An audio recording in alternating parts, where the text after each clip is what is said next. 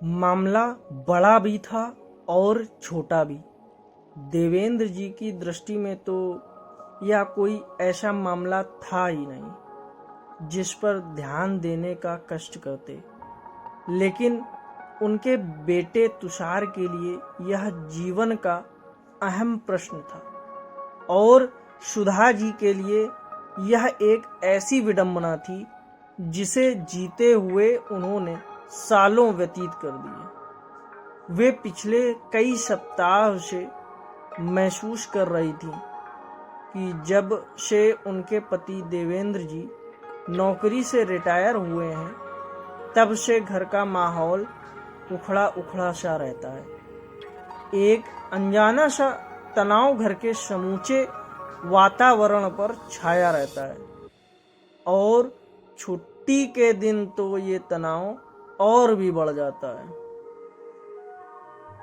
आज भी छुट्टी का दिन था।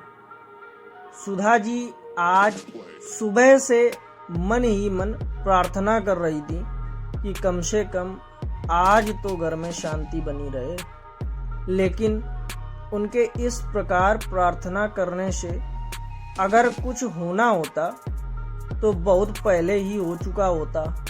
सुधा जी की आकांक्षा के विपरीत पिता पुत्र में आज फिर झड़प हो गई। हुआ यूं कि देवेंद्र जी सुबह का नाश्ता करके अपनी आराम कुर्सी पर अभी बैठे ही थे कि उनका नन्हा पोता पराग उचकता हुआ आया और उनके गले लग गया। वे भाव विभोर उठे।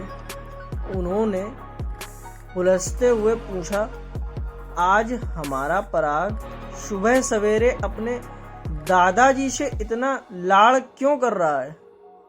इस पर पराग ने उत्साह से भरकर जवाब दिया कि वह मम्मी पापा के साथ चिड़ियाघर जाने वाला है। वह वहाँ बड़े बड़े भालू देखेगा, शेर देखेगा और बहुत सारे जानवर देखेगा। पराग की बात सुनकर देवेंद्र जी का मन खराब हो गया। उस पल उनके मन में बस एक ही विचार आया कि छुट्टी का दिन आया नहीं कि लाट साहब चले घूमने। श्रीमान जी से ये नहीं होता कि कम से कम छुट्टी के दिन तो घर बैठें और अपने बूढ़े माँ बाप से कुछ बोलें बतियाएं। लगभग हर छुट्टी के दिन यही होता है। पराग या उसकी बहन पल्लवी अपने पिता तुषार से कहीं घूमने चलने की जिद करते और तुषार उनकी बात तुरंत मान लेता। देवेंद्र जी जब तुषार से कहते कि सप्ताह में 6 दिन तो तुम और बच्चे दिन भर घर से बाहर रहते ही हो, अब कम से कम एक दिन तो घर में रह लिया करो। इस पर तुषार उत्तर देता कि यह एक दिन ही तो मिलता है बच्चों की इच्छा पूरी करने के लिए। देवेंद्र जी यदि और कुछ कहते तो तुषार पटाक्षेप करने के अंदाज में जवाब देता, पापा आप नहीं समझेंगे। इस पर देवेंद्र जी भी तुनक कर कहते, हाँ हाँ बेटा, मैं भला कैसे समझूंगा, मैं तो जैसे कभी बाप रहा ही नहीं और मैंने तो जैसे तुम लोगों की कोई इच्छा कभी पूरी ही नहीं की। तुषार झल्ला कर कह उठता, प्लीज पापा आप हमारा मूड खराब मत कीजिए। तब सुधा जी को हस्तक्षेप करना पड़ता। वे देवेंद्र जी को समझाती कि यदि तुषार अपने बच्चों को घुमाना फिराना चाहता है तो वे क्यों परेशान होते हैं, लेकिन कुनमुनाते हुए वे कह उठते कि अब तुषार के लिए अपने बीवी बच्चे ही सब कुछ हो गए और ये बूढ़ा बाप कुछ नहीं रहा। उनका यह कटाक्ष सुनकर सुधा जी की इच्छा होती कि वे उन्हें याद दिलाएं कि किसी समय उनके लिए छुट्टी के दिन का आराम ही सब कुछ होता था और बच्चों की इच्छाएं कोई अहमियत नहीं रखती थी। जब कभी तुषार, तनय या तन्वी उनसे कहीं घूमने चलने का आग्रह करते तो वे बिगड़ कर कहते कि ये एक ही दिन तो मिलता है आराम करने के लिए, मैं कहीं नहीं जाऊंगा। यदि तुम लोगों को जाना ही हो तो अपनी माँ के साथ चले जाओ। सवाल एक दिन की छुट्टी का नहीं रहता, 2-3 दिन की छुट्टियों में भी उनका यही बहाना रहता। देवेंद्र जी को कभी इस बात का ख्याल ही नहीं आता कि वे जरूर दफ्तर के कारण सप्ताह में 6 दिन घर से बाहर रहते हैं, लेकिन सुधा जी को तो यही 6 दिन घर में कैद रहकर बिताने पड़ते हैं। ज्यादा होता तो वे सुधा जी से कह देते, अकेली घूम आया करो। अकेले घूमना तो पुरुष भी पसंद नहीं करते हैं, फिर पागलों जैसी वे अकेली कहाँ घूमती। जब तक तीनों बच्चे स्कूल जाने लायक नहीं हुए तब तक सुधा जी और बच्चे छुट्टियों में घर पर ही रहते थे। जब बच्चों ने स्कूल जाना शुरू किया और उन्हें जब अपने सहपाठियों से विभिन्न स्थानों के बारे में रोचक बातें सुनने को मिलती तो उनका मन भी ऐसे स्थानों पर जाने के लिए उत्सुक हो उठता। सुधा जी भी सोचती कि बाहर नहीं तो कम से कम शहर और उसके आसपास के दर्शनीय स्थल तो बच्चों को दिखाए ही जा सकते हैं। किंतु देवेंद्र जी के पास वही एक उत्तर रहता कि मैं अपनी छुट्टी खराब नहीं कर सकता। तुम लोगों को जाना हो तो जाओ। देवेंद्र जी की बात सुनकर तुषार सहित तीनों बच्चे उदास हो जाते। तब सुधा जी तीनों बच्चों को लेकर निकल पड़ती।